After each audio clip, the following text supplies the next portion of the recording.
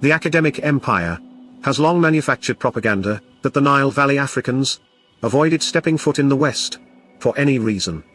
This, however, was academic mumbo-jumbo, designed to separate the Egyptians from as many African locations as possible.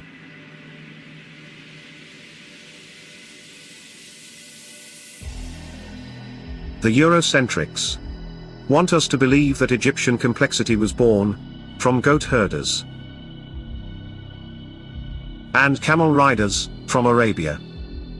Despite a general acknowledgement that populations inside Africa play an important role, primary attention has always been paid to the Near East, a region that has continued to be most elusive.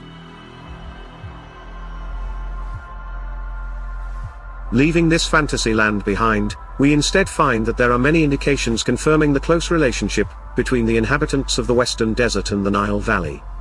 Mythological and symbolic depictions in the Cave of the Beasts shed a completely new light on several cornerstones of ancient Egyptian concepts of the world.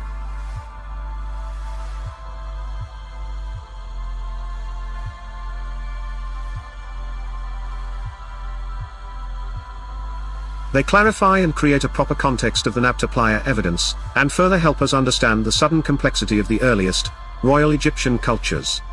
The scenes in the Cave of the Beasts provide us with yet another layer of evidence, indicating significant social complexity developing inside Africa long ago.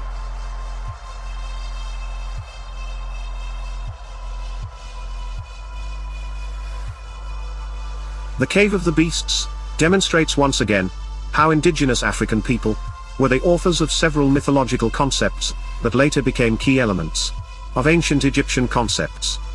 These ideas represented some of the basic principles of the incipient state.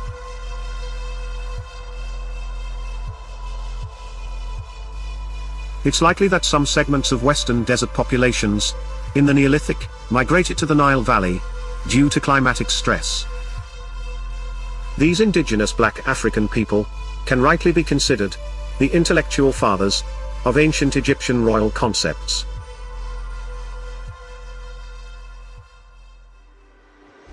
On top of these communities stood chieftains, with two clearly defined roles.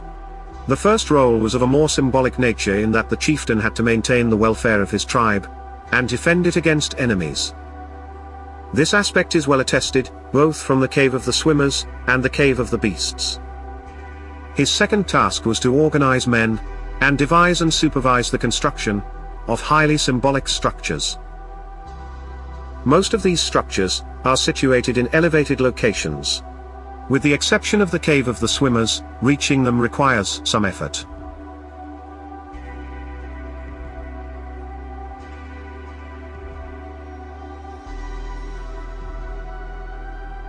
Between the 5th and 4th millennium, art, developed in the west of Egypt and Lower Nubia, leaves another important testimony about the lives of these ancient communities.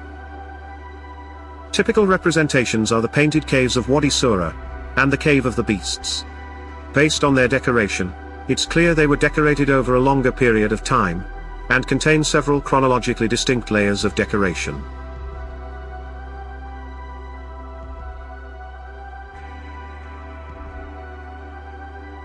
Some of them have already been interpreted as being direct precursors of ancient Egyptian religious concepts.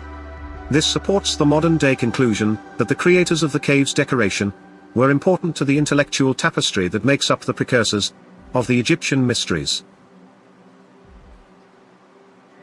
Only recently, Deborah Darnell published her discovery of the Cave of Hands located in between Hajar Oasis and the Nile Valley.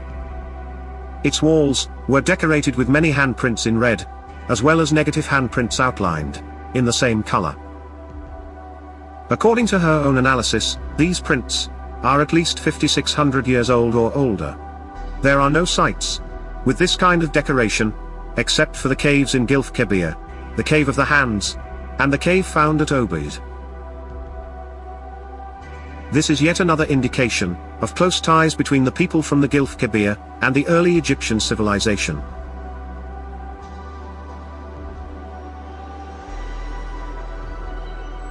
In fact, the royalty of Egypt, throughout time, sent emissaries to these areas. For example, an inscription left by Mentuhotep, states the Egyptians came this way, to meet with emissaries, of the kingdom of Yam. Knowing this, we now know the search for the kingdom of Yam is not to be found in Nubia, but in north-central Africa. This helps explain why the Sahara people of Chad were called the sons of Ra by the Arabs. It also explains why Chadic boats are literally Egyptian boats.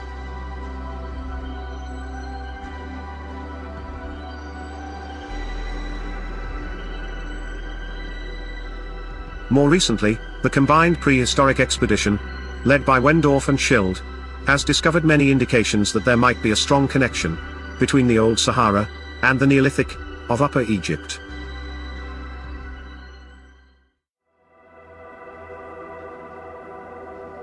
The high degree of developed material culture before the Egyptians existed is significant. A high level of technology, needed for working stone vessels, so typical for ancient Egyptian archaic culture of the first dynasties, certainly comes as a surprise as well. Their pottery, such as black-topped vessels, clearly indicates a similarity with the oldest prehistoric culture in South Egypt, the Badarians.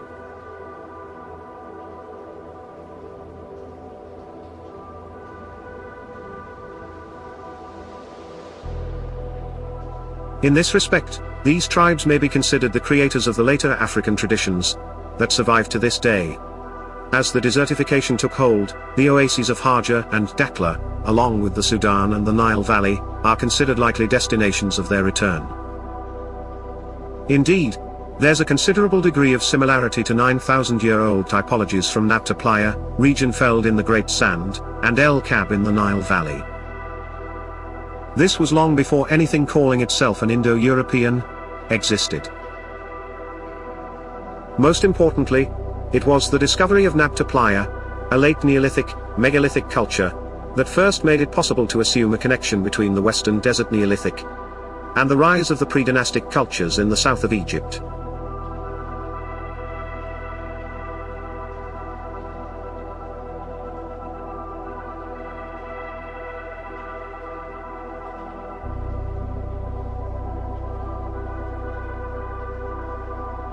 Between 7,000 and 6,000 years ago, Nabta Playa emerged as a regional ceremonial center, with sacred space and specific ceremonies and rituals. This particular area was located to the west of the playa. This clearly indicates that these pastoral nomads developed a highly elaborated, abstract culture, featuring a cult of cattle. There were no magic Caucasians or camel riders in sight.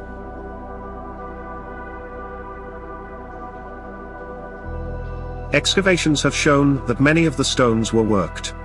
One, resembling a cow sculpture, weighed 2.5 tons. Long before any standing stone in England and Scotland was erected, these people in Lower Nubia were moving and manipulating several tons of heavy blocks over some distances.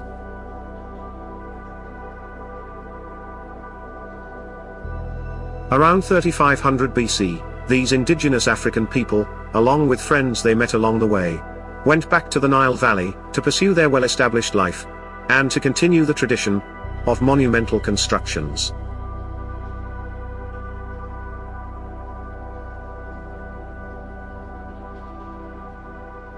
Some communities were able to hold a bit longer, such as in Gilf Kebir and Gubal-Uwayanat. Again, none of this suggests or mentions a Proto-Indo-European or a camel-riding, invading takeover.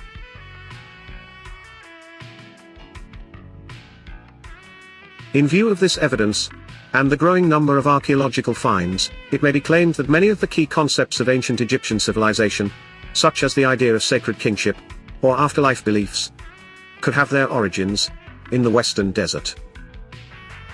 These early concepts were adopted and developed by, but not created by, the ancient Egyptian. These mystical concepts existed in Africa, long before any evidence of anything labeled Egyptian.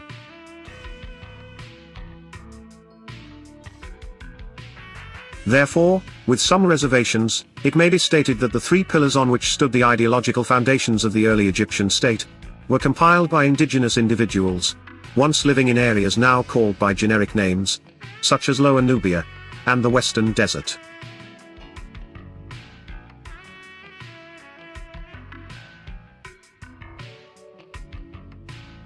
These three pillars include the local environment influencing basic religious concepts, the containment of unrule by the leader or king, and architecture or structures, as a political statement. We see all of this expressed by the Nabta Playa discoveries, right there in Egypt. Not some magic and unidentified place in Arabia.